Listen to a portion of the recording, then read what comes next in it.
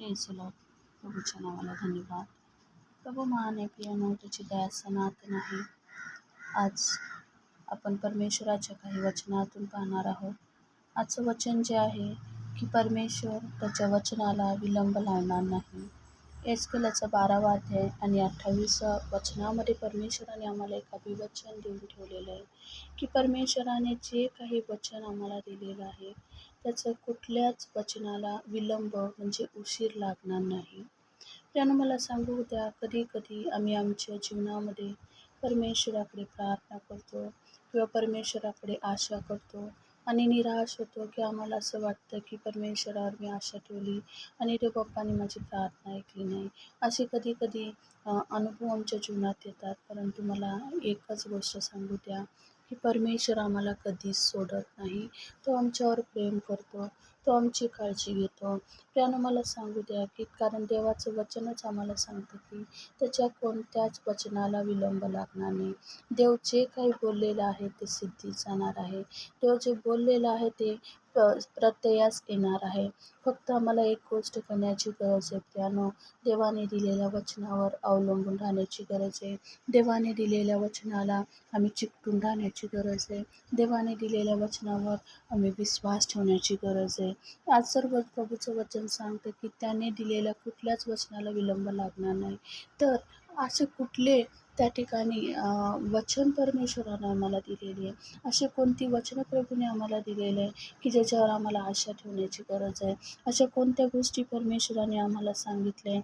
जर परमेश्वर आम्हाला म्हणालेलं आहे की त्याच्या कुठल्याच वचनाला विलंब लागणार नाही, तर त्या कोणत्या गोष्टी आहेत प्रियानो? आज काही 4 गोष्टी आम्ही पाहणार आहोत. पहिलं म्हणजे सगळ्यात महत्त्वाचं की प्रभूचं वचन सांगतं तो काय म्हणाला आणि ते सिद्धीस जाणार आहे प्रियानो. मला सांगू द्या, देवाचं वचन सांगतं की यशाया 41:10 की भिवू नको कारण मी तुझ्याबरोबर आहे. घाबरू नको, मी तुझा देव आहे. मी तुला शांती देतो. मी तुझे सहाय्यही करतो. मी आपल्या धार्मिकतेच्या उजव्या हाताने तुला सावरतो. Praise the Lord. पहिलं अभिवचन परमेश्वराने आम्हाला दिलेलं आहे प्रियानो, भिवू नको कारण मी तुझ्याबरोबर आहे. मला सांगू द्या प्रियानो, जर प्रभू आम्हाला म्हणते की भिवू नको, हे त्याचं वचन आहे, हे त्याचं अभिवचन आहे. जर प्रभू बोलला आहे तर ते सिद्धीस जाणार आहे.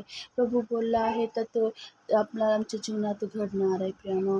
म्हणून आम्हाला आमच्या जीवनाच्या प्रत्येक प्रसंगामध्ये जात असताना प्रियानो आम्हाला घाबरण्याची गरज नाही. कारण प्रभू आमच्या बरोबर आहे. कारण प्रभू आमची काळजी घेतो प्रियानो. कारण देवाला आमची काळजी आहे. म्हणून एक पहिलं अभिवचन जे परमेश्वराने आम्हाला दिलेलं आहे प्रियानो, भिवू नको कारण मी तुझ्या बरोबर आहे. तो प्रभू आमच्या बरोबर आहे प्रियानो. म्हणून आम्हाला आमचं दृष्टी त्या प्रभूकडे लावण्याची गरज आहे. परिस्थिती येतील, बिकट येतील, अडचणी येतील प्रियानो, परंतु आम्हाला घाबरण्याची गरज नाही. कारण हे देवाने दिलेलं अभिवचन आहे. देव त्याच्या अभिवचनाला पूर्ण करतो प्रियानो. देव जो बोलला आहे ते सिद्धीस जातं प्रियानो. दुसरी गोष्ट प्रभू आम्हाला सांगतो यशाया याच्या 41वा अध्याय आणि त्याचं काही वचन आपण पाहूया.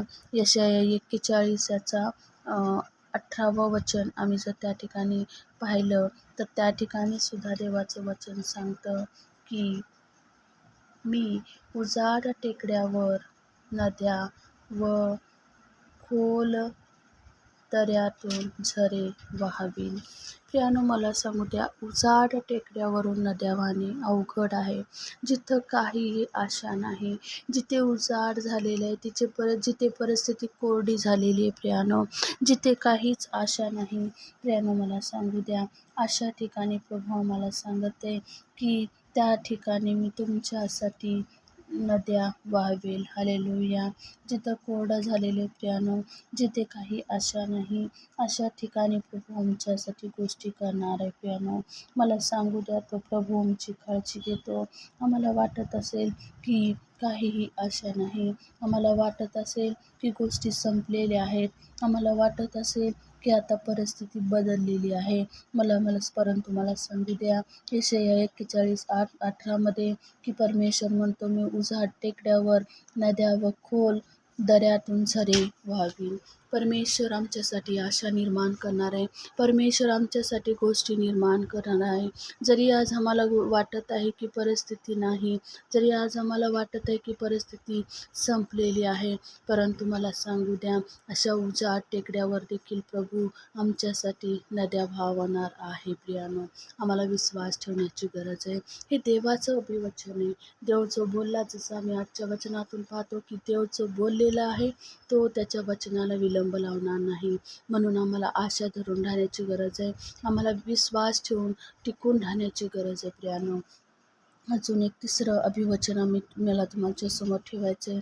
यशाया 43 त्याच्या 2ऱ्या वचनामध्ये देवाचं वचन सांगतं, प्रियानो, तू जलातून चालशील तेव्हा मी तुझबरोबर असेन. नद्यातून जाशील तेव्हा त्या तुला बुडवणार नाहीत. अग्नीतून चालशील तेव्हा तू भाजणार नाहीस. ज्वाला तुला पोळणार नाही. Praise the Lord. मला सांगू द्या प्रियानो, देवाचं तिसरं अभिवचन आमच्यासाठी आहे. तू जलातून चालशील. जल म्हणजे फक्त पाणी नाही प्रियानो. कदाचित आम्ही जात असलेली सिच्युएशन असेल, कदाचित आम्ही जात असलेली निराशा असेल, कदाचित आम्ही चालत असलेला तो प्रवास असेल प्रियानो, की जिथे आम्हाला वाटतं की ह्या नदी, हे परिस्थिती, ही समस्या आम्हाला बुडवून टाकेल. परंतु मला सांगू नये, देवाने दिलेलं हे आमच्यासाठी अभिवचन, तिसरं अभिवचन प्रियानो, तू जलातून चालशील तर तू बुडणार नाही. तू ज्वालातून चालशील तर तुला त्या भाजवणार नाहीत. म्हणून आम्हाला विश्वासाने देवावर अवलंबून राहण्याची गरज आहे. तर देवाने आम्हाला हे अभिवचन दिलेलं आहे, तर आम्हाला त्याच्यामध्ये टिकून राहण्याची गरज आहे प्रियानो. म्हणून तिसऱ्या अभिवचनाकडे आपण लक्ष देऊया. कारण देव आम्हाला बोलत आहे त्या ठिकाणी की तू जलातून चालशील तर जलातून चालशील तर नदी तुला बुडवणार नाही प्रियानो. या तिसऱ्या अभिवचनाकडे लक्ष देऊन आम्हाला पुढे चालण्याची गरज आहे. जर देव आम्हाला म्हणत आहे प्रियानो, जरी परिस्थिती बिकट असेल, जरी परिस्थिती अवघड असेल प्रियानो, जर देव बोललेलं आहे ते त्याच्या अभिवचनाला तो विलंब लावणार नाही. आणि त्या ठिकाणी म्हणून आम्हाला विश्वासामध्ये टिकून राहण्याची गरज आहे. आम्हाला त्याच्याकडे लक्ष देण्याची गरज आहे प्रियानो. त्याचप्रमाणे पुढचं अभिवचन आम्ही पाहणार आहोत की यशायाचा 44वा अध्याय आणि 11 वचनामध्ये जर आम्ही पाहिलं प्रियानो, त्या ठिकाणी सुद्धा देव आम्हाला सांगतो की खूप महत्त्वाचं अभिवचन त्या ठिकाणी आहे प्रियानो. तुझा मला विसर पडावयाचा नाही. कधी कधी परिस्थिती अशी येते प्रियानो, आम्हाला असं वाटतं की परमेश्वराने आम्हाला सोडून दिलेलं आहे.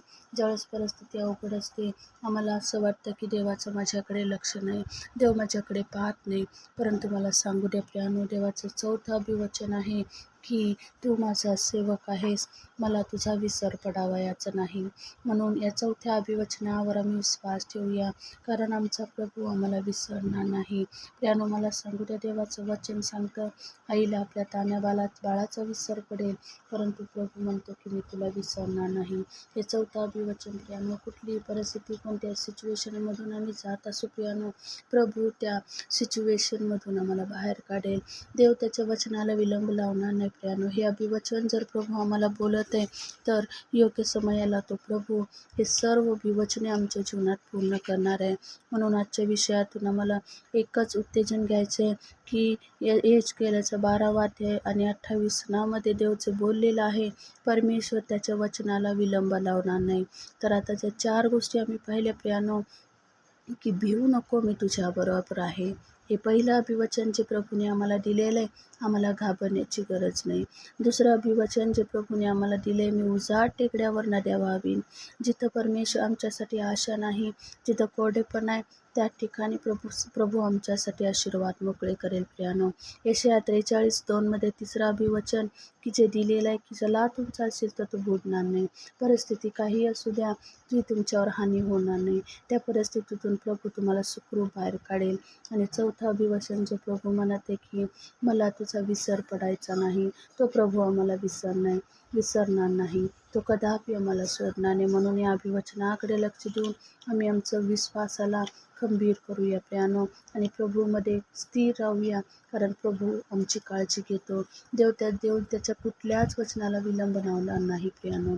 म्हणून आजच्या वचनातून स्वतःला उत्तेजित करूया आणि प्रभूकडे ती कृपा मागूया की देव जो बोललेला आहे तोपर्यंत त्याच्या वचनाला पूर्णता येईपर्यंत आम्ही त्या विश्वासामध्ये टिकून राहावं, यासाठी आपण त्या प्रभूकडे कृपा मानूया. आपण आजच्या वचनासाठी प्रार्थना करू. धन्यवाद प्रभू, तुझी स्तुती करतो, तुला उंचावतो माझ्या देव बाप्पा. आजच्या अभिवचनाबद्दल आम्ही तुझी उपकार स्तुती करतो. होय प्रभू, तू जे बोललेलं आहे परमेश्वरा, ते योग्य समयाला त्या प्रत्येक गोष्टी तू पूर्ण करणार आहेस माझ्या देव बाप्पा. त्या काळापर्यंत प्रभू आम्हाला विश्वासामध्ये स्थिर कर, आम्हाला विश्वासामध्ये चालव आणि आमचं लक्ष तुझ्याकडे लावून तुझ्यामध्ये खंबीर राहण्यासाठी तुझी कृपा आम्हाला तू दे. तुला धन्यवाद तुझ्या अभिवचनासाठी, तुझ्या वचनासाठी की जे आम्हाला उत्तेजन देतं प्रभू, ते आम्हाला सहाय्य करतं माझ्या देव बाप्पा. तुझ्या सर्व अभिवचनाबद्दल तुला धन्यवाद आणि त्या अभिवचनावर विश्वासून पुढे चालण्यासाठी तुझी कृपा, तुझं सहाय्य करो. तुला धन्यवाद देते पिता, तुझी स्तुती करते. सर्व गौरव परमेश्वरा तुला देत येशूच्या नावात प्रार्थना करते म्हणून तू आई. Amen amen. Praise the Lord. आपण पुन्हा एकदा स्वतःला उत्तेजित करू आणि देवाच्या वचनावर विश्वास ठेवून आम्ही पुढे जाऊया. धन्यवाद.